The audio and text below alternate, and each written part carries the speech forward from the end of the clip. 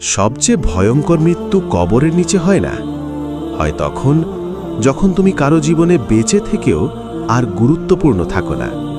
একটা সময় যে মানুষটা তোমাকে ছাড়া এক মুহূর্ত থাকতে পারত না, আজ সে তোমার মেসেজ দেখেও উত্তর দেয় না। তুমি কি কখনো অনুভব করেছ হঠাৎ করেই তুমি কারো প্রয়োজন থেকে অপশানে পরিণত হয়ে গেছো? যে তোমার অপেক্ষায় থাকতো আজ তোমাকেই অপেক্ষায় রেখে ঘুমিয়ে পড়ে। আর সবচেয়ে কষ্টের ব্যাপার কি জানো? তুমি এখনও তাকে আগের মতোই গুরুত্ব দাও, কিন্তু সে ধীরে ধীরে তোমাকে অভ্যাসের মতো ভুলে যাচ্ছে। আজকের গল্পটা কোনো কাল্পনিক গল্প না, এটা হয়তো তোমার গল্প, হয়তো এমন কারো গল্প যে প্রতিদিন হাসে অথচ ভিতরে ভিতরে চুপচাপ ভেঙে যাচ্ছে। এই গল্পের প্রতিটা লাইন তোমাকে কোথাও না কোথাও স্পর্শ করবেই, কারণ আমরা কেউই অবহেলিত হতে চাই না। মানুষের সবচেয়ে গভীর চাওয়া হলো কারো চোখে গুরুত্বপূর্ণ হয়ে থাকা, কিন্তু যখন সেই চোখই তোমাকে এড়িয়ে যেতে শুরু করে, তখন মানুষ আস্তে আস্তে নিজের মূল্য নিয়েই সন্দেহ করতে শুরু করে। আর ঠিক সেখান থেকেই শুরু হয় আজকের গল্প। রাত তখন অনেকটা গভীর, চারপাশে সবাই ঘুমিয়ে গেছে, কিন্তু তুমি জেগে আছো।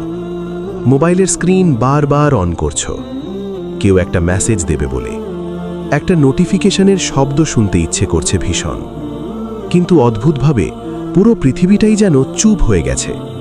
তুমি নিজেকে বোঝাতে চেষ্টা করো ব্যস্ত আছে হয়তো, কিন্তু মন মানতে চায় না, কারণ মানুষ ব্যস্ত থাকলেও যাকে সত্যি গুরুত্ব দেয় তাকে কখনো পুরোপুরি ভুলে যায় না। তুমি পুরনো কথোপকথন খুলে বসো, দেখো একটা সময় ঘন্টার পর ঘন্টা কথা হতো, ছোট ছোট বিষয় নিয়েও আগ্রহ ছিল। খেয়েছ, ঘুমিয়েছ, সাবধানে যেও, এই ছোট ছোট কথাগুলাই একসময় তোমার পুরো দিন ভালো করে দিত। কিন্তু আজ তুমি অনলাইনে আসলে কেউ খেয়ালও করে না, অথচ তুমি এখনও অপেক্ষা করো, কারণ মানুষ যত সহজে অভ্যাস তৈরি করে তত সহজে ভুলতে পারে না।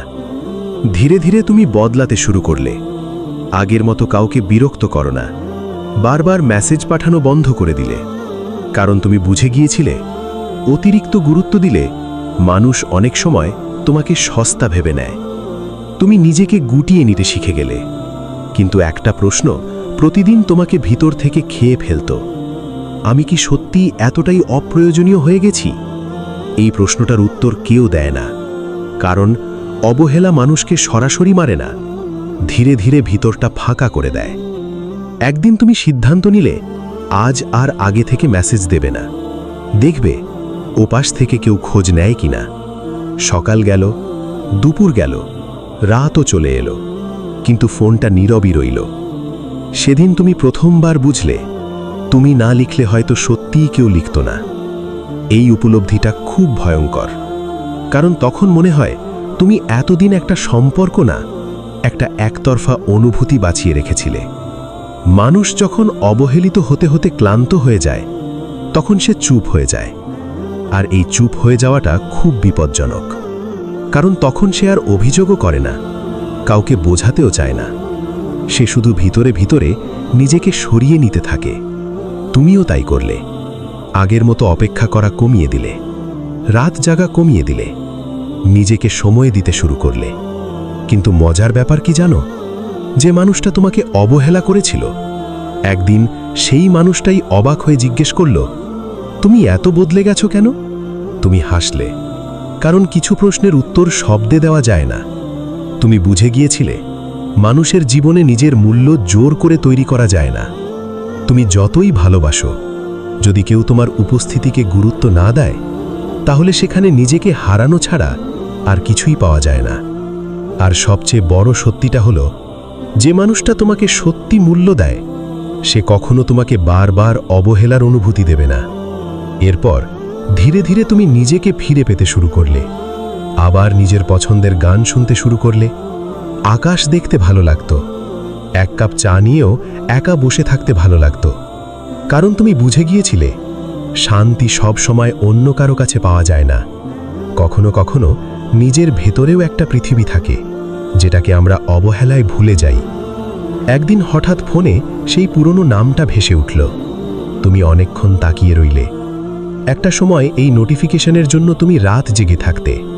আর আজ তোমার ভিতরটা অদ্ভুত শান্ত, কারণ সময় তোমাকে একটা জিনিস শিখিয়ে দিয়েছে, যে তোমার মূল্য বোঝে না তার কাছে নিজেকে প্রমাণ করতে করতে একদিন তুমি নিজেকেই হারিয়ে ফেলবে। তাই আজ যদি তুমিও কারো অবহেলায় কষ্ট পেয়ে থাকো, তাহলে একটা কথা মনে রেখো, তোমার গুরুত্ব কারো রিপ্লাইয়ের ওপর নির্ভর করে না, তোমার মূল্য কারো সময় দেওয়া না দেওয়ার ওপর নির্ভর করে না। তুমি গুরুত্বপূর্ণ কারণ তুমি অনুভব করতে জানো, ভালোবাসতে জানো, অপেক্ষা করতে জানো। আর এই পৃথিবীতে সত্যিকারের অনুভূতিশীল মানুষ খুব কম আছে।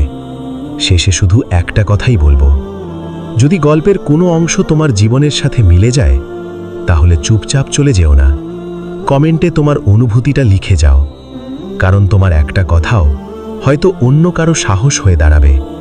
আর এমন গল্প আরও শুনতে চাইলে লাইক দিয়ে পাশে থেকো আর সাবস্ক্রাইব করে যুক্ত হয়ে যাও এই অনুভূতির পরিবারের সাথে। কারণ এখানে গল্প বলা হয় না, এখানে মানুষের না বলা অনুভূতিগুলোকে শব্দ দেওয়া হয়।